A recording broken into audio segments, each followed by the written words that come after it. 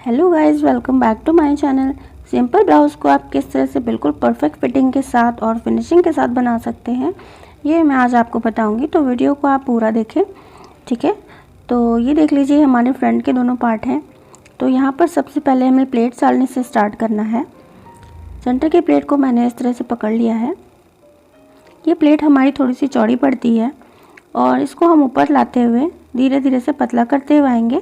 अपने पॉइंट को आप ध्यान रखें और थोड़ा पहले से ही प्लेट को पतला करते रहें। अचानक से हम प्लेट को घुमाते नहीं हैं, ठीक है। दूसरी प्लेट को हमें पकड़ना है इस तरह से।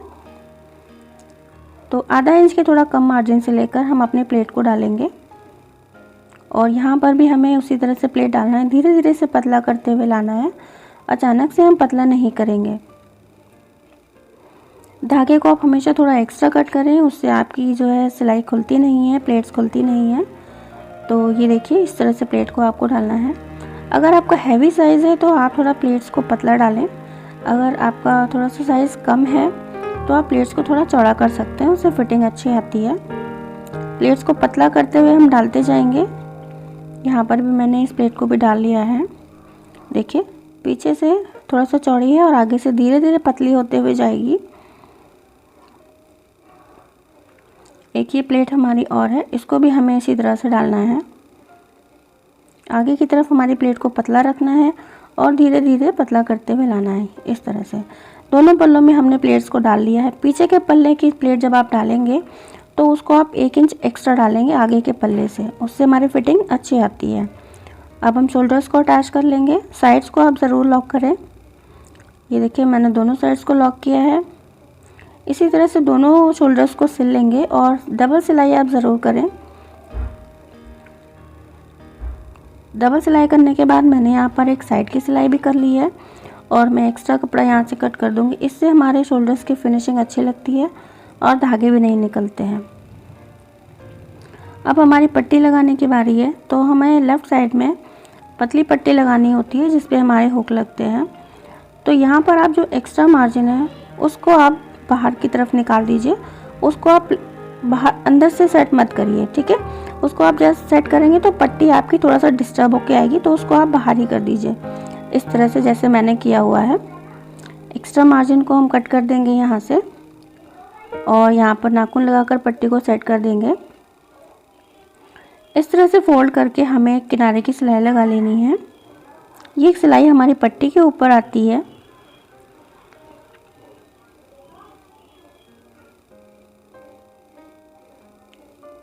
हमारी सिलाई लग चुकी है। अब हमें यहाँ पर इसको इस तरह से अंदर की तरफ फोल्ड करेंगे और यहाँ पर एक कच्ची सिलाई लगा देंगे। इस सिलाई को हम बाद में खोल देते हैं, लेकिन अभी हमें सिलाई लगा देना होता है। उससे तुरपाई करते वक्त बिल्कुल भी झोल नहीं आती, फिनिशिंग अच्छी रहती है। अब यहाँ पर हमारी चौड़ी वाली पट्टी की बारी है जो राइट साइड लगती है। इसमें हम अपने आई बनाते हैं। यहाँ पर भी एक्स्ट्रा मार्जिन को हमने बाहर रखा हुआ है और यहाँ पर उतनी ही पट्टी को सिलेंगे जितना हमने कटिंग करते वक्त एक्स्ट्रा पट्टी को लिया होता है, ठीक है। चौड़ा या पतला नहीं लेते हैं, उससे हमारा नेक डिस्टर्ब हो जाता है। यहाँ पर इसको इस तरह से फोल्ड करके इस पट्टी को हम उल्टी तरफ से लगाते हैं जो पलट के हमारी सीधी तरफ आती है। यहाँ पर हम एक किनारे की सिलाई लगा देंगे इस पर। आप चाहें तो पिंस पे लगा सकते हैं पट्टी पे। उसके बाद आप सिलाई करिए अगर आपसे एक साथ नहीं बन रही है तो। देखिए, हमारी फिनिशिंग से सिलाई लग चुकी है। अब हमें अपनी प्लेट्स को चेक करना है कि हमारी प्लेट्स बिल्कुल सेंटर में आई हैं या नहीं, ठीक है। जब हम प्लेट्स को दोनों ऊपर की तरफ रखते हैं पट्टी लगाते वक्त या दोनों नीचे की तरफ रखते हैं तो हमारी प्लेट्स बिल्कुल सेंटर में आती है। अगर बाय चांस आपकी नहीं भी आती है तो आप नेक से उसको कट करके थोड़ा बहुत छोटा या बड़ा कर सकते हैं। तो यहाँ पर मैंने इसको सेट कर लिया है और पिंस लगा के मैं इसको बराबर से सेट कर लूँगी अपने फिटिंग लगाने के लिए। अब यहाँ पर दोनों पल्ले मैंने बराबर से रखे हुए हैं। आपको साइड्स के दोनों पल्ले एक में मिलाने नहीं है, ठीक है।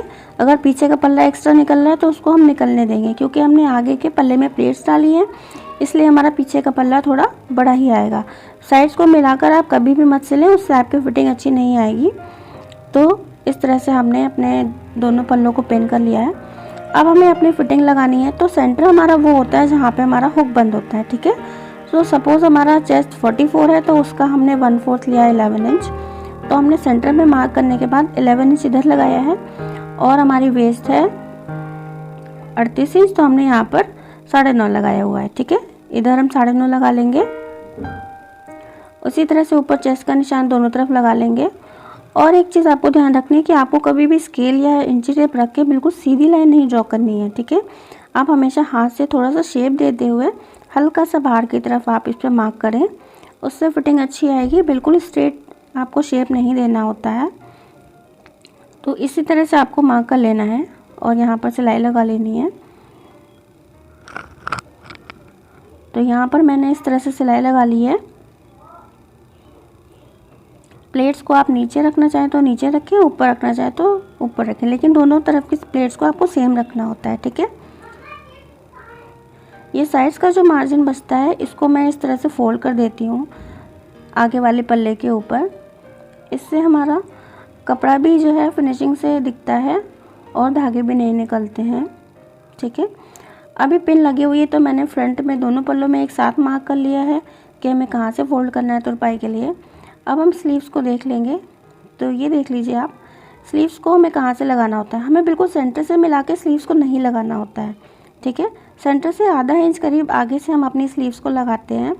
उससे क्या होता है, जो हमारा ऊपर का ये सेंटर होता है शोल्डर का, ठीक है, और जो हमारे स्लीव्स का सेंटर होता है वो बिल्कुल सेम आता है एग्जैक्ट, ठीक है। जब आपका ये दोनों सेंटर मिल कर आएगा तब आपकी आस्तीन बिल्कुल अच्छे से लगेगी, ठीक है। अगर सेंटर मिलता नहीं है तो फिर आपकी आस्तीन पहनने में थोड़ा बहुत डिस्टर्ब करती है, फिनिशिंग अच्छी नहीं लगती। चाहे तो आप ऊपर से आस्तीन को लगा सकते हैं सेंटर से सेंटर मिला के। देखिए मैं यहाँ पर से आपको नाप के दिखाती हूँ। इस तरह से मैं इसको नाप रही हूँ। तो ये देखिए हमारा जॉइंट उस जगह पे आया है आस्तीन का जहाँ पर हमने चौक का निशान लगाया था, ठीक है। बिल्कुल सेंटर से सेंटर नहीं मिला हुआ है, सिर्फ आधा इंच पहले ही हमारा आस्तीन का सेंटर आ गया है, ठीक है। तो हमारी आस्तीन बिल्कुल परफेक्ट लगती है जब हम यहाँ से इसको थोड़ा पहले से लगाते हैं, ठीक है।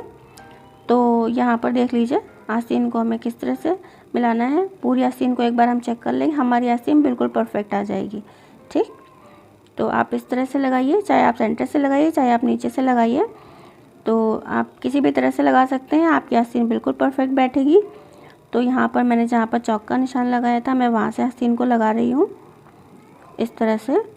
अब यहाँ पर मार्जिन को आप देख लीजिए, जो हमारा ये ब्लाउज़ का मार्जिन है इसको हमें इस तरह से कोन बनाकर पीछे की तरफ फोल्ड कर देना है, और जो आस्तीन का मार्जिन होता है उसको हम आगे की तरफ फोल्ड कर देते हैं। दोनों मार्जिन को सेम तरफ फोल्ड नहीं कर सकते हैं, ठीक है, उसमें बहुत मोटा मोटा सा दिखता है और अच्छा नहीं लगता है। तो आप इस तरह से दोनों मार्जिन को फोल्ड करिए और सिलाई लगाइए। स्लीव्स को सिलते टाइम आप थोड़ा सा एक साथ मत सिलिए पूरा सा, थोड़े थोड़े पार्ट को बराबर करते हुए सिलिए, क्योंकि राउंड में कट होती है तो सिलाई में थोड़ा दिक्कत हो सकती है बिगनर्स को। तो आप थोड़ा थोड़ा सा पार्ट लीजिए और उसको बराबर से सिलते जाइए और हमेशा डबल सिलाई करिए। यहाँ पर मैंने पाइपिंग को सिल लिया है। अब देखिए पाइपिंग को किस तरह से लगाना है। इतना ज़्यादा पाइपिंग को हमें खींचना नहीं होता है, ठीक है। हमें सिर्फ इतना प्रेशर देना होता है कि बहुत ज़्यादा खींचना नहीं है, बहुत लूज भी नहीं छोड़ना है, ठीक है। तो हमारी पाइपिंग बिल्कुल अच्छे से लग कर आती है। आधा इंच से कम थोड़ा मार्जिन लेकर मैंने पाइपिंग को सिल लिया है। अभी मैं इसको नाखून लगाकर सेट कर रही हूँ। अब जितने मार्जिन से मैंने इसको सिला है इतना ही मार्जिन मैं इस तरह से फोल्ड करूँगी बराबर से ऐसे, और यहाँ पर एक कच्ची सिलाई डाल दूँगी। तो इस तरह से आपको पीछे से बार बार देखते रहना है कि बराबर से अंदर का कपड़ा दब गया है कि नहीं, और अच्छे से इस पर सिलाई डालते जाना है। यहाँ पर ये एक्स्ट्रा कपड़ा हमारा होता है, इसको हम कट कर देंगे। आप ध्यान रखिए कि ब्लाउज़ आपका कट ना हो जाए, तो आप जरा ध्यान से इसको कट करिए। अब हमें जितनी पतली अपनी पाइपिंग रखनी है उतना ही हम फोल्ड कर लेंगे और बिल्कुल यहाँ पर पाइपिंग की जड़ में सिलाई लगाते हुए जाएंगे।